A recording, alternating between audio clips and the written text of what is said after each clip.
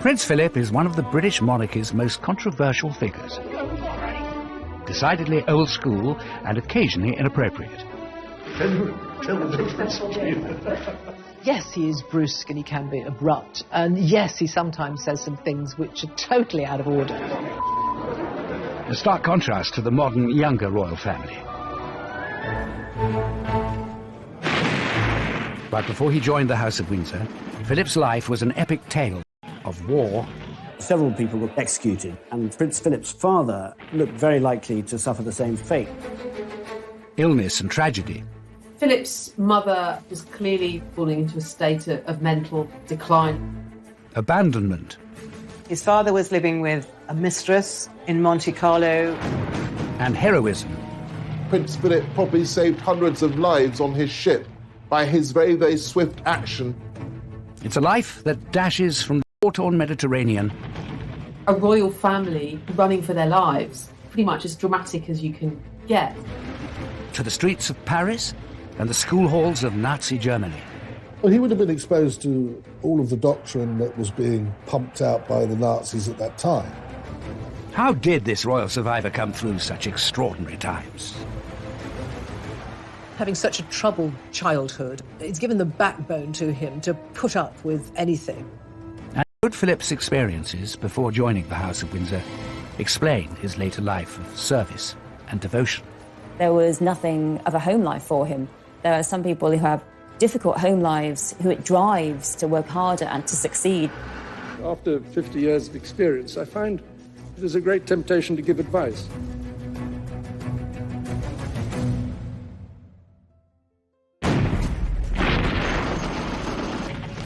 Turkey in 1922.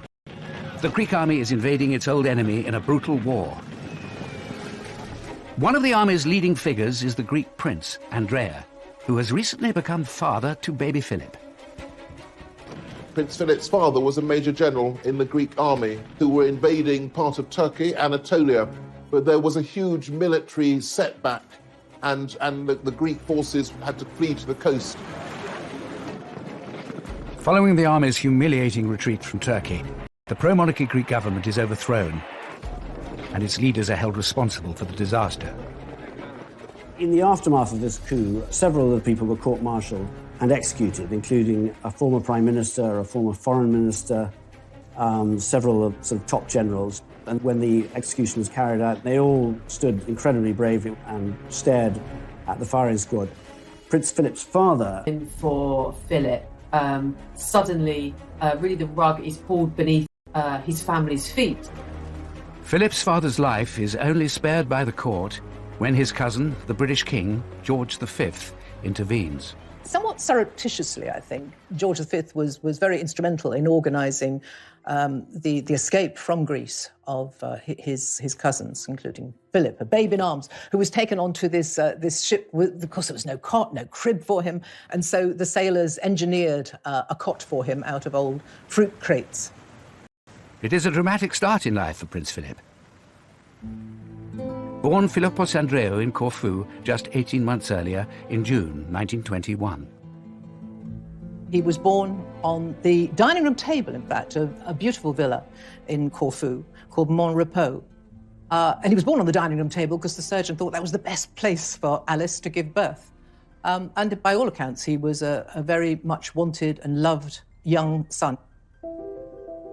Philip's mother, Alice, is a princess of the German House of Battenberg, with illustrious British ancestral roots. Prince Philip's mother was Princess Alice of Battenberg, and she was born in 1885 in the presence of her great-grandmother, Queen Victoria, in Windsor Castle.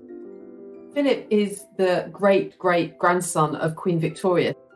His parents have royal lineage right back through to the British royal family, but also to the Greek and Danish thrones. He was very, very well connected.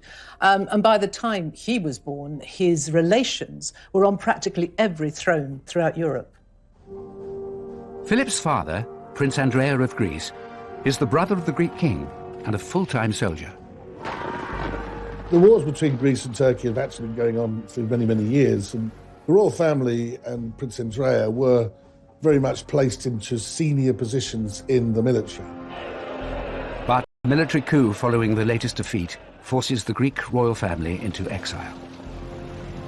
Philip's family, including his 4 older sisters, have to flee their homeland. This really was pretty much as dramatic as you can get. And of course, this is now, a royal family really running for their lives. They were able to smuggle some jewellery in their clothes and some money, but very little. It's quite a dramatic start to his life. He has no recollection of the family fleeing in 1922, but it had enormous consequences and led to him being a bit of a wandering boy. Despite their royal connections, when the family flees Corfu with baby Philip, they are now really looking for refuge. This was the beginning, I suppose, of quite a nomadic existence for Prince Philip. They settled in the home of one of his aunts and uncles at Saint-Cloud in Paris. They basically gave the exiled family a house in which to live, and if they needed it, they would help them financially. Their life in Paris was fairly stable, but of course they were dependent on charity, basically, and I don't think anybody really likes that very much. And the other point is, of course, that as members of the royal family, they felt themselves dispossessed and, in a sense, pointless. They didn't have anything that they could really do. But Philip's life in Paris is happy and stable, surrounded by his loving family. I think these early years of Philip's life were perhaps the happiest of his childhood, because it was relatively settled for those years in Paris, and his father, Andrea, adored him. His sisters recalled how there'd be gales of laughter when Philip and his father were larking around. He was able to be educated. His relatives paid for him to have a good education. He was multilingual. He speaks, as a result, fluent French as well as German. But when Philip is 8 years old, his happy family life in Paris begins to break down. Philip's mother, Alice, was clearly very fragile in her emotional, psychological health, and there's every sense that the kind of trauma of the events in Greece and their hasty departure really did put her under psychological strain. No one really knows whether she suffered from bipolar disorder or whether she was, in fact, paranoid schizophrenic. Alice felt she communicated with the spiritual world. She took to lying on the floor for great periods of time, waiting for the spirits to tell her what she should be doing. Philip's father, Prince Andrea, has his own struggles with life in exile. I think that Andrea is perhaps unfulfilled because he's had life as a Greek royal, and then he's a major general in the army, and then suddenly he's an exile. And I think a middle-aged prince without a role, that's difficult. Alice's growing mental instability had a profound effect on her marriage, which maybe had never been that strong, but certainly in view of her eccentricities and her mental breakdown, Andrea spent less and less time with the family. Alice's family takes the decision that she needs urgent help. One Easter holidays, the family had gone to stay with some relations in Germany, and Alice's mother organised for psychiatric doctors into the car and driven off to a secure sanatorium. As a result, his father then seemed to somewhat abandon the family. Bear in mind, his sisters were older now, and it was just that Philip was quite young. Philip loses first his mother and then his father, all before his 9th birthday.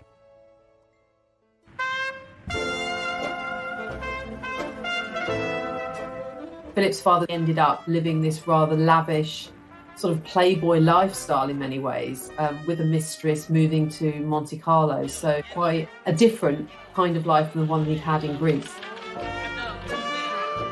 Philip would see little of either his mother or his father for the rest of his childhood.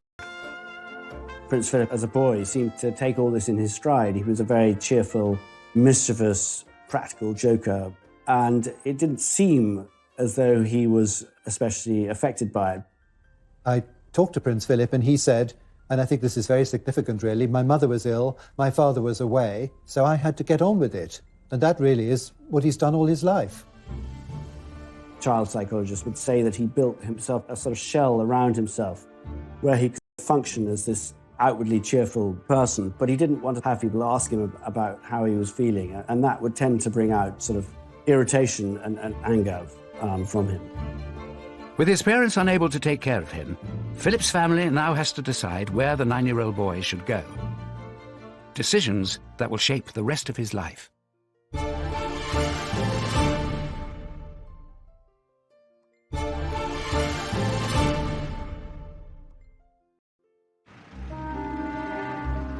It's Paris in the summer of 1930, and aged just 9, Philip is coping with distress and upheaval. His mother, Princess Alice, is committed to an asylum in Switzerland, and his father, Prince Andrea, is in Monte Carlo with his mistress. You have to think that these formative years for Philip must have had a profound effect on his character, and I think indeed they did. He must have been confused, I imagine, and probably hurting. He must have felt abandoned by his parents. The family decides that young Philip will live with Alice's brother in England. George, the Marquis of Milford Haven, or Georgie as he is known, is Philip's uncle. He is a Royal Navy commander and happily married to Nada, a former Russian aristocrat with 2 children of their own. They had this beautiful house in England, in Berkshire, and basically Philip went to live with them and he absolutely adored George, his uncle. Philip is warmly welcomed, though he would experience. Prince Philip, I think, very much enjoyed both of their company. They were very sort of broad-minded. They had what was reputed to be the largest collection of pornography then existing. They sent their son, age of 17, he was sent to a brothel in Paris to round off his education. They were sort of quite out there, but their marriage was very strong. Though there was infidelities that took place in that relationship, what he witnessed as a boy were 2 people that genuinely loved and were warm to him. Philip's whole family, though, play a role in his upbringing. I think he was much loved by the uncles, aunts, by his grandmother, and had bedrooms in several homes, but there would always be lots of planning on where would he go in the school holidays. So he must have felt a lot of his childhood in the 1930s like he was a parcel being moved from place to place in the holidays, from country to country. Some of those holidays are spent in southern Germany with his 4 elder sisters, who have all married German aristocrats. And it's Philip's second eldest sister, Theodora, who suggests a plan that would see Philip's life uprooted once again. When Prince Philip was living with the Milford Havens, some of his sisters were a little bit worried about their sort of bohemian ways, and Theodora, his second eldest sister, was married, and his family had started a school called Salem. Salem was a very different kind of school, and he was packed off there in his early teenage years, which he didn't really want to do. Philip arrives in Germany in the summer of 1933, with Hitler and his Nazi party now firmly in control. 1933, of course, is one of the most cataclysmic years in world history because it's the year that Hitler comes to power in Germany, so it seems a strange decision that should be the year that Philip is sent for 2 or 3 terms to boarding school at Salem in Germany.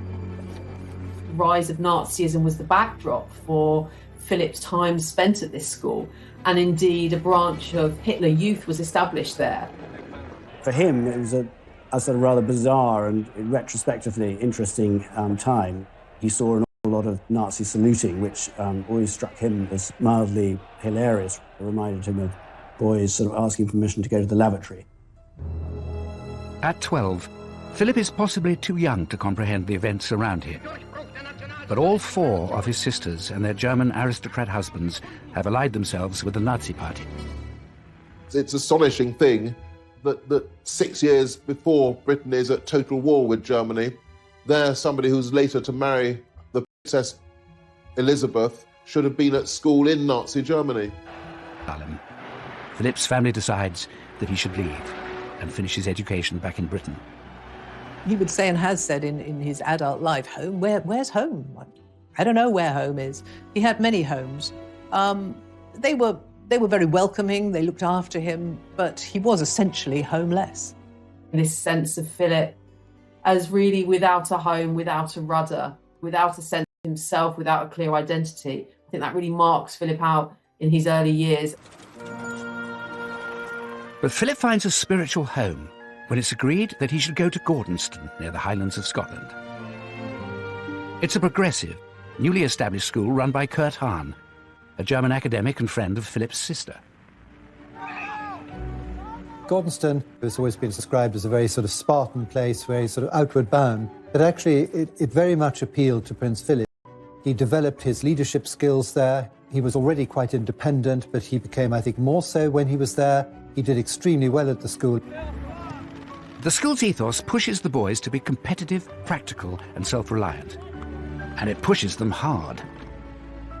Gordonston was tough, it was exacting, it was very physical. It wasn't just an experience for the mind, it was also one for the body. It was about feeling things, cold showers, waking up early, being pushed to the physical limit. And I think there Philip would have found a sort of distraction perhaps from his emotional pain. Gordonston was a very, very unusual school in its time. It wasn't your typical British boarding school. It was no Eton or Winchester. But it very much was part of moulding Philip in the outdoorsy, direct person that he became. Philip embraces the Gordonston regime, but the trauma that has marked his life is set to return. It was while Philip was at Gordonston that there was a family tragedy which profoundly affected him, as it did the whole of the family. One of his sisters, Cecile, was coming with her husband and children over to the UK for a wedding. He was called into his headmaster's study to be told that his sister and her husband and her mother-in-law and her 2 boys had been killed in this plane crash. Prince Philip, on hearing the news, didn't break down. His sorrow was that of a man. But I think in Prince Philip's case, it was a sort of indication of how everything else in his life had hardened him in a way. Philip is 16 at the time of Cecile's death. He travels to the funerals at the height of Nazi Germany. Prince Philip, it must have been awful for him to know that he'd lost not only his sister, but his brother-in-law and his little nephews. The funeral was a sad affair, obviously, but a very strange affair, really, for him. The streets were behind his sister's coffin, and he was this sort of forlorn figure in a sort of black overcoat. And within a year of losing his sister and her family, Philip suffers another unexpected bereavement. Shortly after Cecile's death, his favourite uncle, George Milford Haven, died of bone cancer. That's a double tragedy, really, for Philip. And, he had to move on again. Life was just sort of one awful event after another, really, but he seemed to come through them all, and he sort of managed to remain a sort of outwardly cheerful young person. Philip develops an effective coping strategy to deal with the difficulties he faces. The stiff upper lip. When he finished at Gordonston, Philip was a very confident and competent young man, certainly on the outside. We'll never, I think, ever truly know what went and goes on inside Philip's head and his heart, because he'd had to, with such a difficult upbringing, have a very iron facade. But inside, he's always been quite sensitive.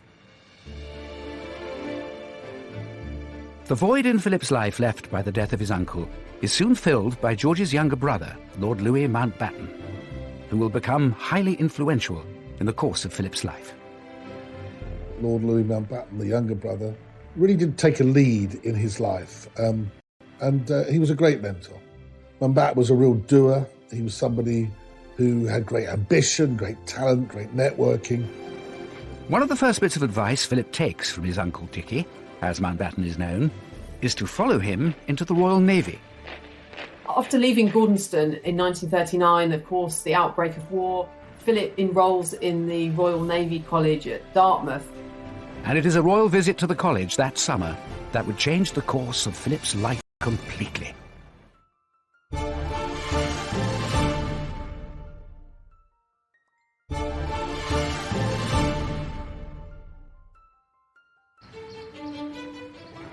Prince Philip begins his training at Dartmouth's Royal Naval College in May 1939, 4 months before the outbreak of World War II.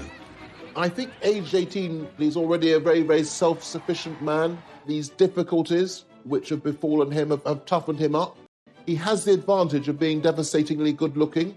He's very, very blonde in those early pictures, and already he's become a bit of a magnet for young women.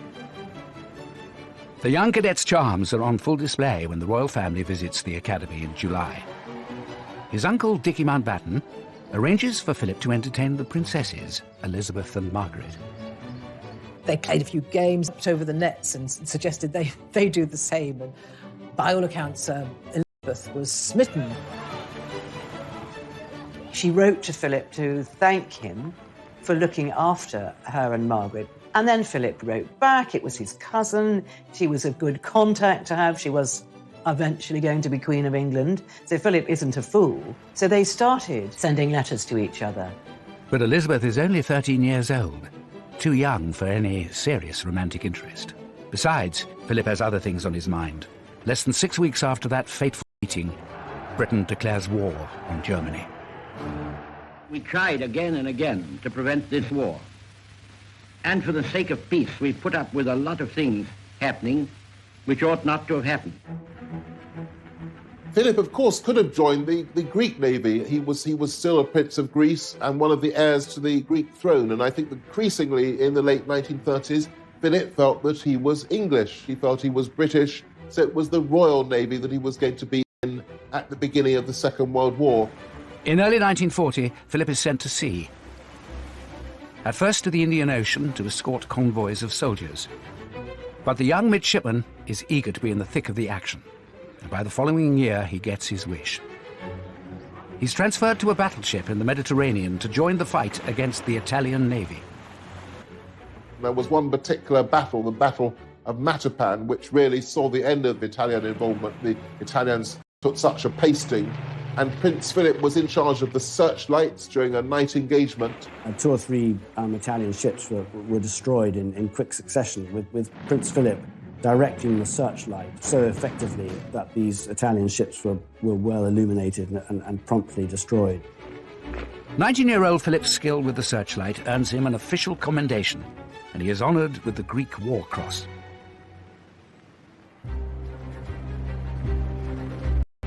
Philip is proving to be a first-rate seaman, and by the age of 21, he has been promoted to first lieutenant, second in command of his ship, HMS Wallis. In July 1943, his leadership abilities are put to the test when the Wallis is targeted by German bombers. As soon as the sort of first round had finished and they went away, Prince Philip knew that they would be back to finish them off. And he had to come up with something pretty quickly. And he prepared a raft with other officers, and they lit burning torches, flares at the end of the raft with smoke coming out, and they set the raft off and sailed very, very quickly, completely dark in the other direction. When the German planes returned, thankfully, instead of bombing lives on his ship by his very, very swift action. As he rises through the naval ranks, Philip's also growing closer to Princess Elizabeth. He did find time frequently to write to Elizabeth, and there was an occasion or two during the war when he had leave that he would go and stay at Windsor Castle. Philip spends Christmas of 1943 with the royal family. It's soon clear the 17-year-old princess is falling for the 22-year-old naval officer. She was excited by him. He was very different from the very proper, prim aristocrats that her mother would want her to be associated with. He was a bit of a rebel, and she felt that he was a bit of a catch. She fell desperately in love with him. She thought he was marvellous. He was a war hero, he was good-looking, he was kind, just everything she'd ever wanted. But Philip isn't so sure Elizabeth is right for him. After all, marrying the future queen would mean committing to a lifetime of public duty. But whispers about Philip and Elizabeth are beginning to spread, helped by his uncle Mountbatten. By the time Philip returns from his war service in early 1946, he seems to have made up his mind.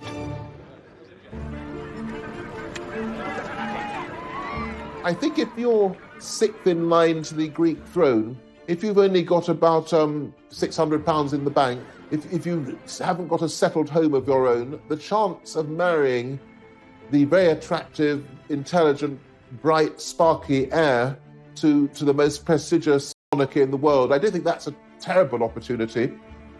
I think he only started to fall in love with Elizabeth about 1946, when the king started to warm to him and he was invited to more and more family events. He began to see the advantages of what was in front of him, but also the genuine affection would then develop with Elizabeth. Winning Elizabeth's heart proves relatively easy, but winning over her parents and their courtiers is a different matter. When everyone realised that Prince Philip was a serious prospect for Princess Elizabeth, there really was panic in the British establishment. He was not at all the type they expected, and there's a lot of distrust of him in the royal household, in the royal family, in the government. Philip is seen as an outsider, someone who didn't go to the right schools, doesn't have any money, and is far too outspoken to be a true British gentleman. Philip was from a foreign royal family. He had been brought up in sort of military ways. He was really penniless in terms of his upbringing. He'd lived this kind of nomadic childhood. He had a very unstable, dysfunctional family, and certainly some courtiers thought that he really wasn't appropriate for a royal. I suppose they viewed him as a little rough and ready, maybe brusque, maybe overconfident.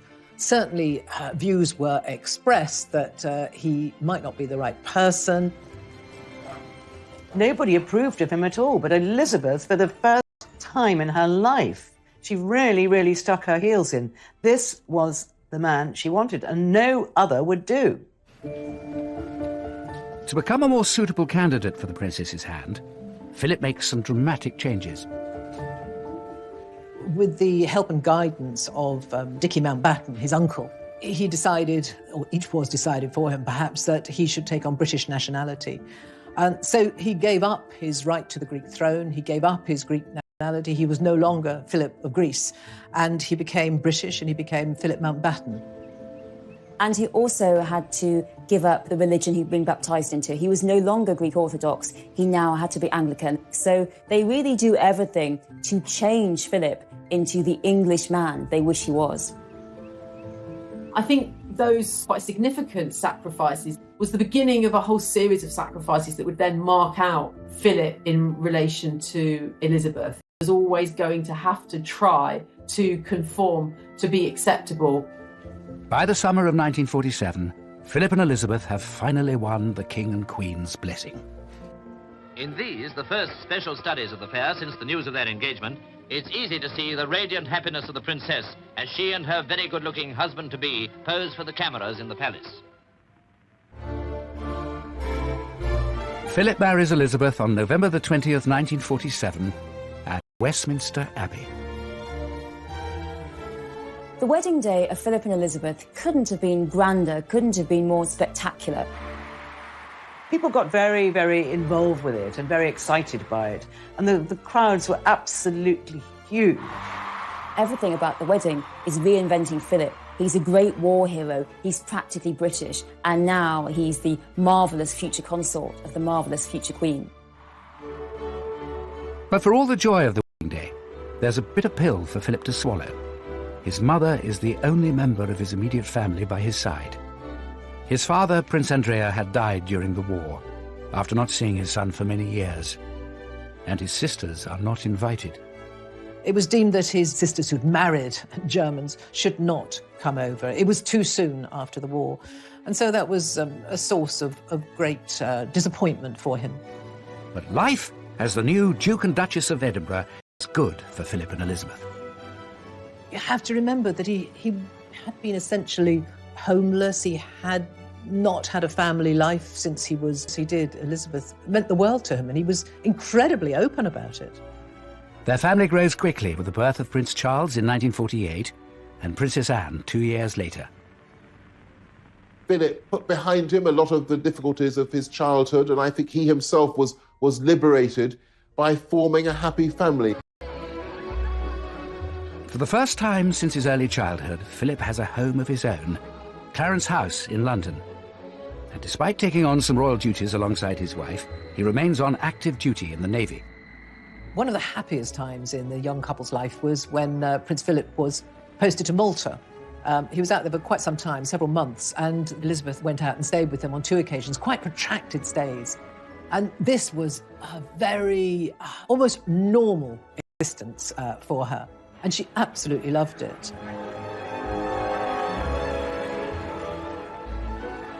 They had wonderful times that they would go to dances, they would drive, often without bodyguards. I think there were very, very happy times for Philip and Elizabeth between 1947 and 1952.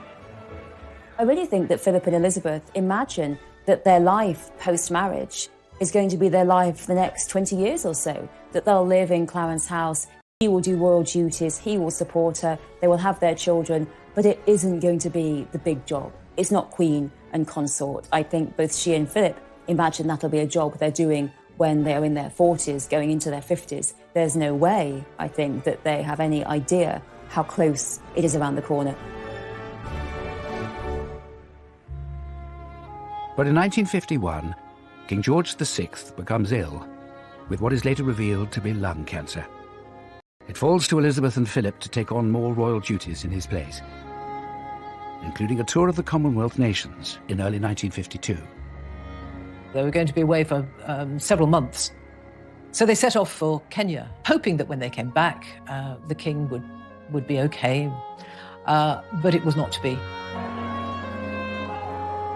Just days after their departure, on February the 6th, King George dies in his sleep. A royal aide breaks the news to Philip.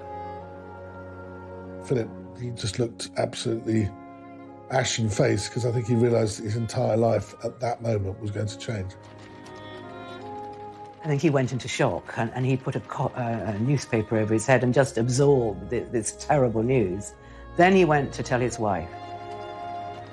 Philip has to break the news to his wife that her beloved father is gone, and also that everything has changed overnight.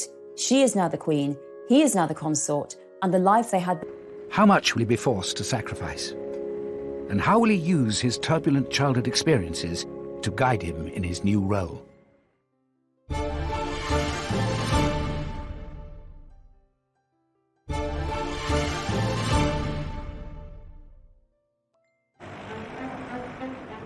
As the new Queen and the Duke of Edinburgh land in England from Kenya, following the death of George VI, they have to confront the reality of their new lives. Their entire life changed. When they arrived on the tarmac at London Airport, Elizabeth came down the steps first, and Philip hung back.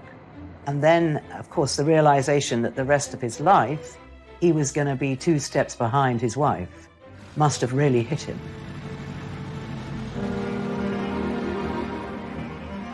The first step Philip must take is to sacrifice his day job. As consort, Philip has to give up his naval career, which is quite difficult. It's something he fought for so long, and he's not allowed to keep his job. He was about to be promoted to commander, he was going to be in charge of a big ship, so all of that had to be shelved. It was very difficult for Philip to accept this role of second in command when he'd used to being in command. Philip, though, is bucking the trend. In post-war Britain, most men have the expectation of being master of their own households. For Prince Philip, that expectation is turned on its head. Philip becomes consort in the midst of the 1950s, at a time when patriarchy and hierarchy absolutely rules. Women are at home as housewives, and here is Philip effectively being thrown into the position of the country's ultimate house husband. Philip now has to work out what he is going to do. There is no job description with the role of consort to a queen. Albert was the last, nearly 100 years earlier, to Victoria. He has to find a role for himself. He has to find an identity as consort. It's not prescribed. The Queen, of course, received government business in those royal boxes, which he was never privy to. The Queen was having audiences with her first Prime Minister, Winston Churchill. He was excluded from them. What was to be his purpose? It was the beginning of a very, very difficult period in his life. Philip sees himself as a modernising force, but is frustrated by resistance from powerful figures within the palace. Philip finds his role of consort as being squashed by his mother-in-law because Queen Elizabeth, the Queen Mother, wants to stay in Buckingham Palace, have a role of influence over her daughter. And what you start to see happening during the early reign of Queen Elizabeth is that there really becomes this battle Queen Mother, who wants everything to stay exactly the same.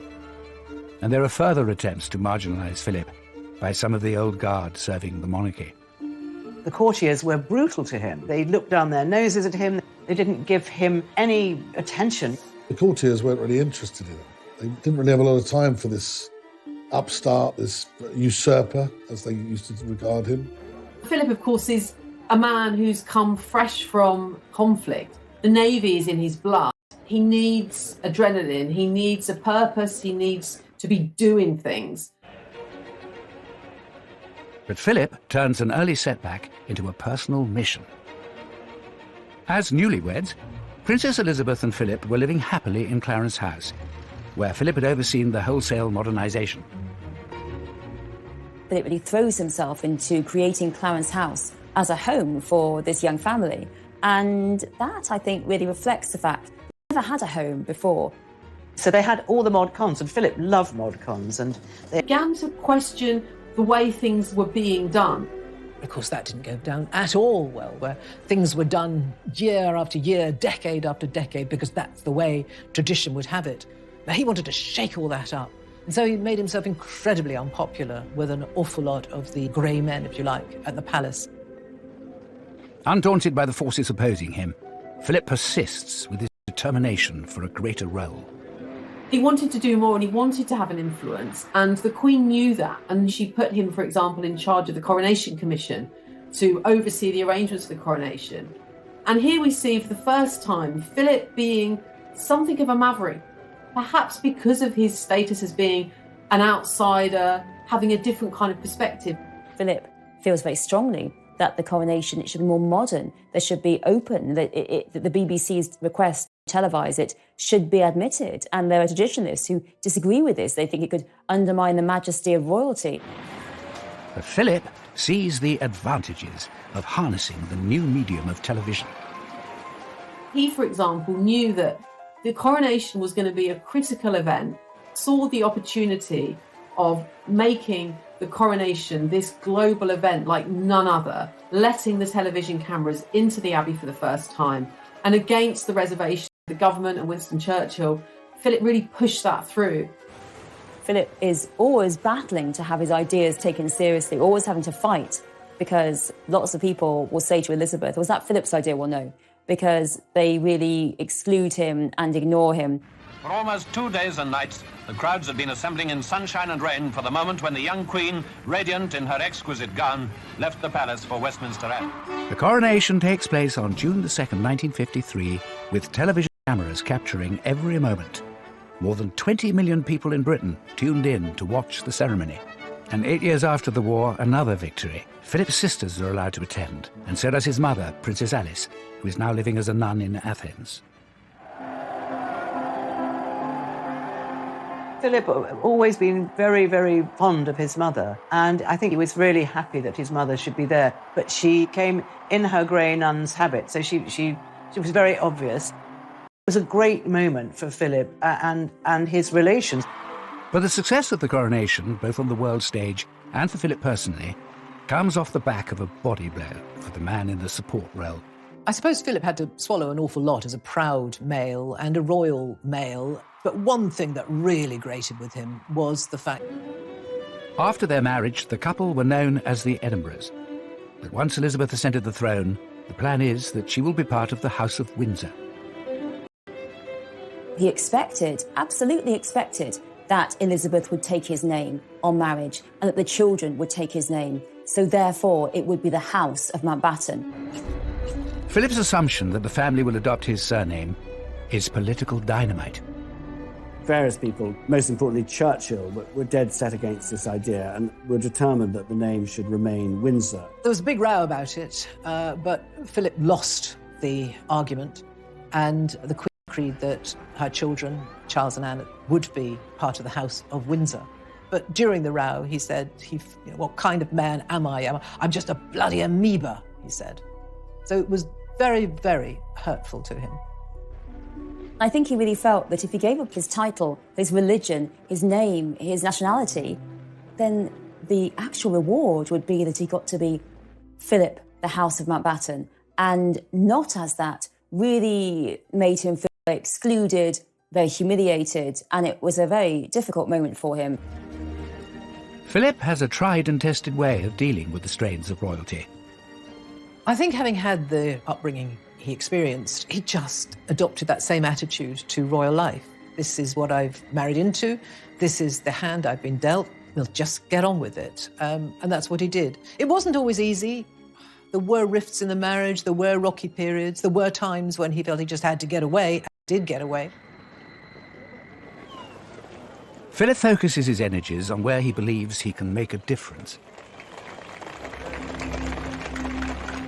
Inspired by his own education and achievements at Gordonston, Philip establishes the Duke of Edinburgh Reward Scheme in 1956. The life of modern youth isn't all pop music, long hair and punch-ups. He recently presented gold awards to 127 girls and over 750 boys. He wanted to empower youth. He wanted them to meet the challenges that were facing them. Not in a pampered way, but in a way to try to engage them in society. But Philip finds that he still has his detractors wanting to curb his ambitions. The politician actually says to him, "This sounds rather like the Hitler Youth," and what a thing to say. It really brings home the anti-German xenophobia there was in Britain at the time. And the fact was that Philip, who'd fought so bravely on the side of the Allies, and that, I think, really reflects how often Philip was blocked openly and subtly and was constantly subject to these people saying, no, stay in that corner, just smile and wave. With his modernisers head on, taking tours of inspection, his thoroughness was often inclined to startle. But now we're used to his rather specialised approach, and we see him here showing his particular interest in industry. Prince Philip was always, from a very young age, fascinated by science and technology. His uncle Georgie also loved to make things, and Philip, as a young boy, would be so happy to go into the workshop and see him making model steam engines, designing all sorts of things. I think this is where Philip's love of design came, actually. He's literally toured the country at different points, visiting factories, speaking up about British engineering, British science. Ladies and gentlemen, it is clearly our duty as citizens to see that science is used for the benefit of mankind. Prince Philip had this great enthusiasm. It came from the heart, sort of spokesman on behalf of British scientists and British industry, and became a very effective advocate for industries in the period after the Second World War. By the late 1950s, Philip has cemented his position in the monarchy, bolstered by being made a Prince of the United Kingdom by the Queen in 1957. But after a turbulent childhood and a difficult move into the royal household as a young man, how will these challenging times shape Philip in the long years ahead?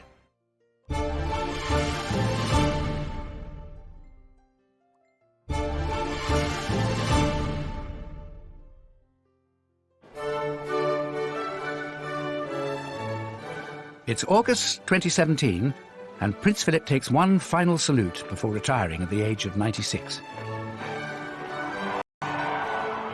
In his 70 years by the Queen's side, he has carved out a unique role as her most loyal lieutenant and champion of hundreds of his own charities and causes. He's travelled enormously, 22,000 engagements, 800 charities that he's been involved with, and any charity that Philip has been involved with has said, yes, this man made an enormous difference. His early struggles are now a distant memory. But Philip's work as consort has undoubtedly been shaped by those tumultuous years. I think that having such a troubled childhood really made Philip the man that he is. I think it's given the backbone to him to put up with anything. And that has been his philosophy through his life. Don't moan about it, just get on with it. And that's what he's done. He is someone who doesn't take easily to compliments, but he has quite simply been my strength and stay all these years. Philip's experience weathering the storms of his childhood has stood him in good stead throughout his royal career. Never more so than in the 1990s, when the royal family was rocked by a series of crises. Philip tries to help. He writes to Diana saying that he understands what it's like to be outside of the royal family, to be seen as an outsider. The sort of things that he wrote to her about were the difficulties that he had had when he had joined the family, the pressures that he'd been under, how he understood the pressures that she would feel. Philip's intervention was not enough to save the marriage. Charles and Diana officially separated in 1992, a year so bad for the royal family that the Queen called it horrific, although she said it in Latin. It has turned out to be an annus horribilis. But worse was to come in 1997, when Princess Diana was killed in a car accident in Paris. Her young sons were staying at Balmoral with Prince Philip and the Queen when they received the terrible news. There was probably no one better qualified or better placed to help William and Harry after the death of their mother than their grandfather, Philip. You have to remember that he had essentially lost his mother when he was just coming up to 9, when she was committed to a sanatorium. His father also virtually abandoned him. So he was very empathetic, obviously, towards his grandsons, William and Harry. Another tragedy from Philip's childhood may have been on his mind when it came to advising the boys about the funeral procession. Prince William and Prince Harry weren't terribly keen on the idea of walking in the procession. Prince Philip took the long view, and he said, I think, when you're older, that you would very much regret not walking behind your mother's coffin. Philip had done it himself behind his own sister's coffin, aged 16, walked behind Cecile's coffin, devastated, full of pain. It's a very sweet moment when Prince Philip puts his arm round William as they go under Admiralty Arch. Although people, when you look back, think it was something too much for Prince Harry to do, and he himself has reflected upon that, I suspect as he gets older, he'll be pleased that he did it and that he listened to the wise counsel of his grandfather, somebody who I think has experienced great tragedy in his life. The dark days of the 1990s hurt the royal family's standing with the British public. Prince Philip plays an important role in helping restore the family's popularity in the 21st century, perhaps motivated by his own experience of how quickly a nation can turn against its monarchy. His family were thrown off the Greek throne and he had to flee in a packing box. So I think that he was always conscious of that and always conscious that even though the British monarchy seemed so stable, that it could be knocked off its perch. Philip came from the European royal. They were having their kingdoms taken away. And he felt very much that the British royal family must stick together. They must all work together for the common aim, which is the good of the monarchy. In 2020, the royal family is facing new challenges, not least the departure of the Duke and Duchess of Sussex. The Duke and Duchess of Sussex have announced they intend to step back as senior members of the royal family.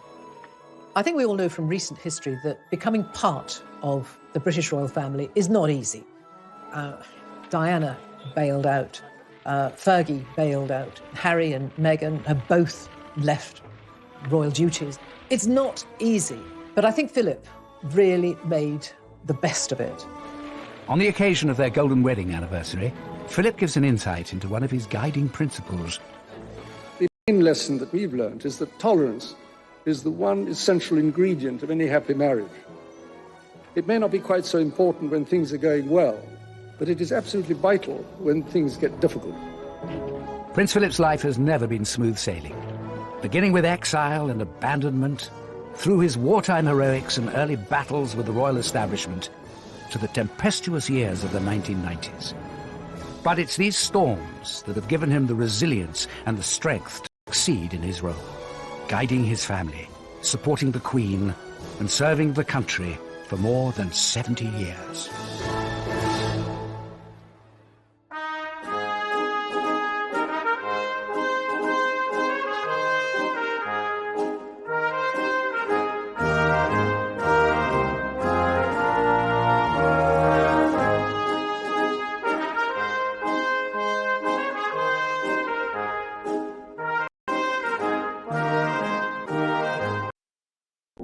What she should be doing. Philip's father, Prince Andrea, has his own struggles with life in exile. I think that Andrea is perhaps unfulfilled because he's had life as a Greek royal, and then he's a major general in the army, and then suddenly he's an exile. And I think a middle-aged prince without a role, that's difficult. Alice's growing mental instability had a profound effect on her marriage, which maybe had never been that strong, but certainly in view of her eccentricities and her mental breakdown, Andrea spent less and less time with the family. Alice's family takes the decision that she needs urgent help. One Easter holidays, the family had gone to stay with some relations in Germany, and Alice's mother organised for psychiatric doctors to put into the car and driven off to a secure sanatorium. As a result, his father then seemed to somewhat abandon the family. Bear in mind, his sisters were older now, and it was just that Philip was quite young. Philip loses first his mother and then his father, all before his 9th birthday.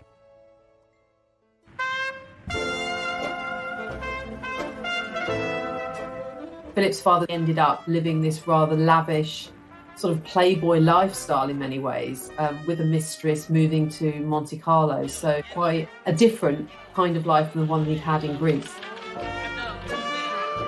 Philip would see little of either his mother or his father for the rest of his childhood.